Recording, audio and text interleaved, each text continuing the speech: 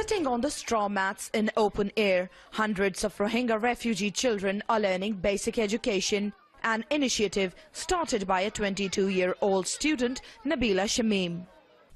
It has been several weeks since we came to this place. We saw how marginalized this community is.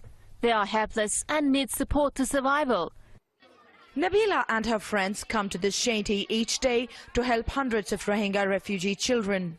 Each member of the group teaches one subject so that these children at least get admissions in Indian schools. Majority of Rohingya refugee children in India don't go to school because of the language barrier and their refugee status. These children are the future of Rohingya community. However, with each day passing by, this community is losing its culture, language and traditions. The worsening situation of the minority Muslim community has forced thousands to flee their homes. Rohingya refugees are worried about the future of their community.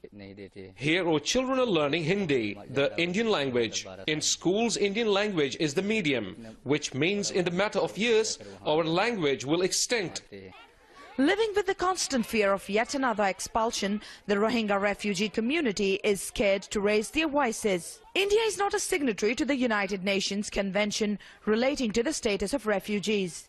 Since there is no law about foreign refugees, the government will decide whether or not to grant the Rohingya refugees status.